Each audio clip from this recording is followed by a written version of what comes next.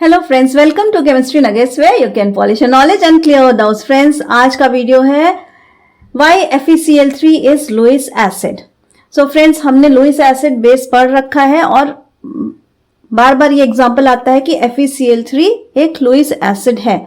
Now इस video में हम जानेंगे कि क्यों FeCl3 लुईस एसिड की तरह बिहेव कर रहा है। तो चलिए स्टार्ट करते हैं। FeCl3 या फिर हम कह सकते हैं इससे फेरिक क्लोराइड या फिर आयरन 3 क्लोराइड। आयरन 3 क्लोराइड,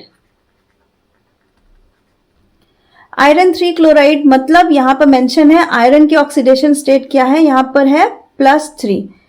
+3 का मतलब है आयरन 3 इलेक्ट्रॉन्स अपने दे रहा है। स्टेबल स्ट्रक्चर पाने के लिए 3 इलेक्ट्रॉन्स दे रहा है और किसे दे रहा है, यहां 3 क्लोरीन एटम के साथ वो अटैच्ड होगा। तो ये एक FeCl3 एक आयनिक कंपाउंड बनाएगा। किसके साथ? 3 क्लोराइड एटम के साथ। अब जान लेते हैं कि ये 3 इलेक्ट्रॉन्स कहां से आ रहे हैं आयरन के पास और ये लुईस एसिड की तरह क्यों बिहेव कर रहा है, ये सब हम जानेंगे इसके कॉन्फ़िगरेशन से। तो सबसे पहले कॉन्फ़िगरेशन लिखते हैं। आयरन का एटॉमिक नंबर है 26।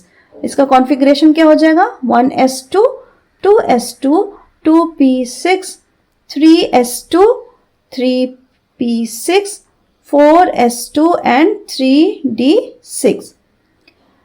अब कॉन्फ़िगरेशन हमने लिख लिया है।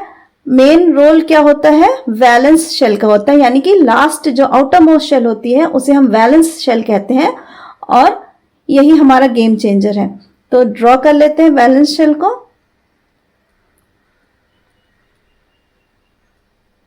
ये हो गई हमारी 3d और फिर हो गई हमारी 4s।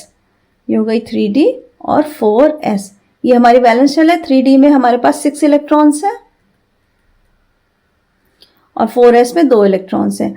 अब क्योंकि फोर्थ शेल एग्जिस्ट कर रही है तो हम 4p को भूल नहीं सकते। फोर्थ शेल अगर शुरू हो गई है तो s के साथ p भी वहां पर एग्जिस्टेंस में है और जो कि यहां पर ग्राउंड स्टेट में हम देख सकते हैं कि p ऑर्बिटल पूरा खाली है। यह है हमारा ग्राउंड स्टेट। अब अगर एक्साइटेड स्टेट की बात की जाए, आयरन के एक्साइटेड स्टेट में क्या होगा? 3d देन 4s और 4p।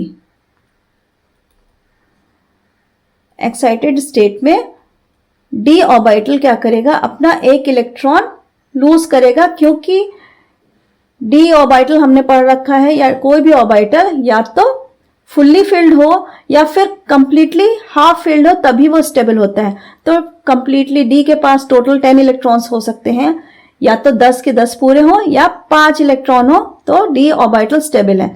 तो यहां स्टेबिलिटी गेन करने के लिए d अपना एक इलेक्ट्रॉन लूज करेगा और वो कहां जाएगा? p के पास जाएगा। तो ये हो गया completely half filled d orbital जो कि हाईली स्टेबल है। अब s के पास भी 2 इलेक्ट्रॉन थे, s अपना एक इलेक्ट्रॉन देगा जो कि p में जाएगा। तो ये हो गया 4s जो कि एक्साइटेड स्टेट में है और ये है 4p 4px 4py और 4pz। अब हमारे पास समझ में आ रहा है कि d ऑर्बिटल जो है वो अब स्टेबल हो चुका है। अब वो ना तो इलेक्ट्रॉन को एंटर होने देगा अपने ऑर्बिटल में, ना ही किसी इलेक्ट्रॉन को बाहर जाने देगा।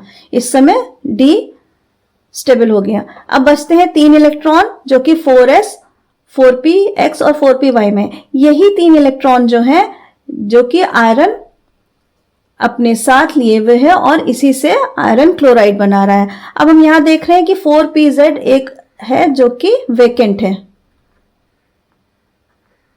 Vacant orbital. तो पहले तो जान ले Fe कैसे काम कर रहा है। Fe के पास 3 इलेक्ट्रॉन्स आ गए हैं।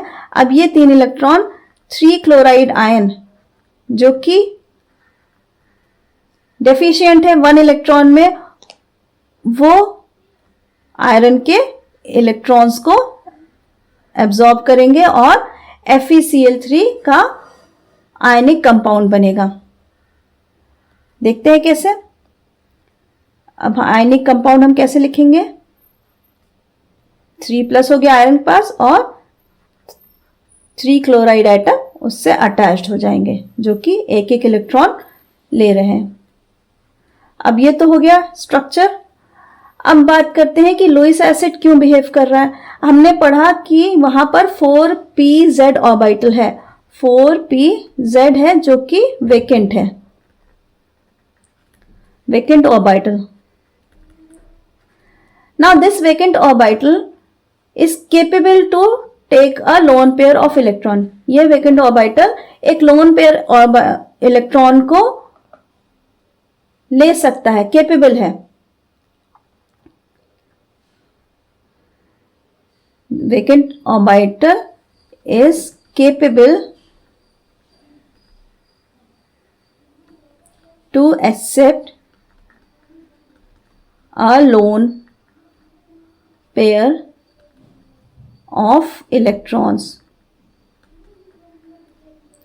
That's why लुईस एसिड की तरह बिहेव करेगा, या फिर लोन पेयर एक्सेप्टर कह सकते हैं। अगर लोन पेयर एक्सेप्ट कर रहा है तो ये एक लुईस एसिड की तरह बिहेव करेगा। तो हम इसका स्ट्रक्चर इस तरह से भी बना सकते हैं, Fe3+ and Cl-, Cl-, Cl- and a p orbital which is vacant. This is 4pz orbital which is vacant, और यही vacant orbital बिहेव कर रहा है कि FeCl3 लुईस एसिड की तरह वर्क करेगा। सो फ्रेंड्स, बहुत ही आसान एक्सप्लेनेशन है, आपको कॉन्फ़िगरेशन लिखते ही समझ आ जाएगा। इफ कहीं भी डाउट हो रहा है तो आप कमेंट सेक्शन जरूर लिखिएगा, मैं आपकी हेल्प जरूर करूंगी। और वीडियो को लाइक शेयर सब्सक्राइब जरूर कीजिएगा और अपने फ्रेंड्स के साथ जरूर शेयर कीजिए ताकि और लोगों की हेल्प हो सके जिनको भी केमिस्ट्री डिफिकल्ट लग रही है। Till then, thank you.